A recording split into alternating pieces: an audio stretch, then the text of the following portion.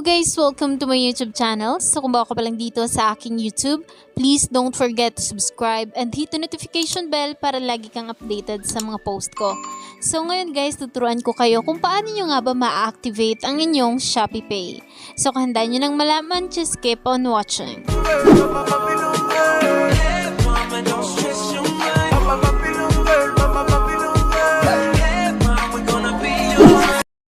So ayun guys, ang kailangan lang natin gawin is i-open lang po natin ang ating Shopee app.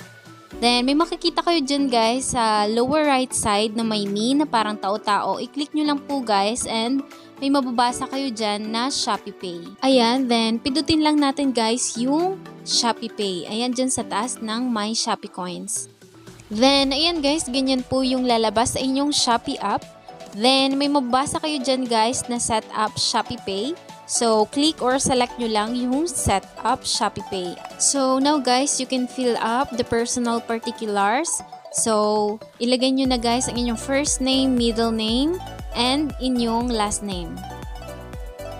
Then, after that guys, may nakikita kayong box dyan sa left side. So, i-check nyo lang po siya. Ayan. Then, click or select next.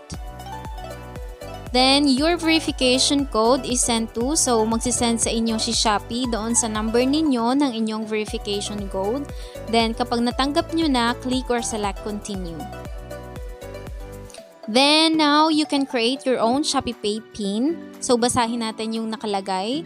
For your safety, PIN cannot be consecutive or repetitive numbers. Don't use your own family members' DOB nor your bank account PIN. So, ibig sabihin lang guys is dapat yung mga numbers is hindi siya paulit-ulit. And of course guys, dapat hindi nyo rin gagamitin ang inyong PIN na ginagamit ninyo sa inyong bank account, okay, for your security purpose. Okay, so now guys, i-type nyo lang siya guys, and after that, once na na-complete nyo na yung code na napag-isipan ninyo or PIN code na napag-isipan ninyo, then ito na guys yung lalabas. So, you have to re-enter Shopee Pay PIN. So, ibig sabihin guys, uulitin nyo lang yung na-create ninyo na Shopee Pay PIN. So, ayan guys, i-re-enter lang natin yung na-create natin kanina na Shopee Pay PIN. So, ayan guys, i-re-retype nyo lang siya. And, ayan guys, bali 6 number siya ang ilalagay ninyo.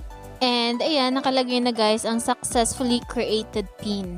So, ngayon guys, may makikita kayo na Shopee Pay does not store your fingerprint. You can update fingerprint authentication setting anytime in the Shopee Pay setting page. So, ibig sabihin lang naman nito guys, is pwede nyo naman guys i-update ang inyong Shopee fingerprint authentication sa inyong Shopee setting. And of course guys, you are allowing Shopee na i-scan ang inyong fingerprint. So, ayun lang naman siya guys. And ganito yung lalabas. Makikita ninyo yung inyong deposits, refunds, and ang inyong Shopee coins. And 0 pa lang guys yung Shopee coins ko because kaka-create ko lang nitong account ko.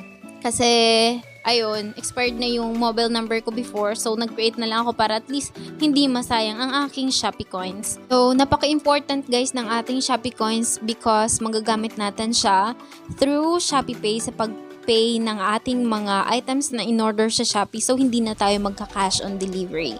So ayan guys, before I end this video, meron din po tayong tutorials dyan guys kung paano nga ba kayo makakakuha ng up to 100 free shipping voucher. Then kung paano ba ninyo madidelete ang mga items na nasa inyong Shopee cart. Lalong-lalo na guys kung ayaw ninyo ma-tempt sa mga bagay na hindi nyo naman talaga kailangan. And mag-focus kayo sa mga needs ninyo. Then of course guys, meron din po tayong tutorial kung paano nga ba ninyo guys matatrack ang inyong order sa Shopee and malaman ninyo kung ano na ba ang status nito, kung nasa na ba siya. So ayan guys, meron din tayo niyan ng tutorial and kung paano nga ba kayo guys makakapag-order sa Shopee ng multiple items na isahan lang guys ang shipping fee. So ayan guys, meron din tayo niyan, and of course syempre hindi na kayo mag-order at order dahil darating yun ng isahan na lang nalalagyan.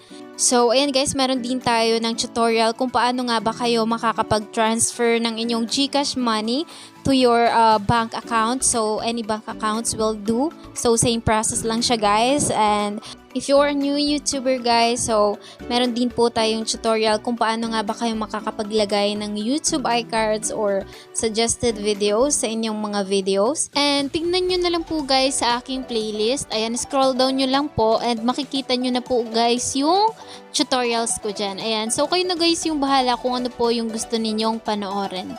Sana guys ay meron po kayong natutunan and please don't forget to subscribe and hit the notification bell para lagi kayong updated sa mga post ko and your comments would be appreciated. See you in my next tutorial!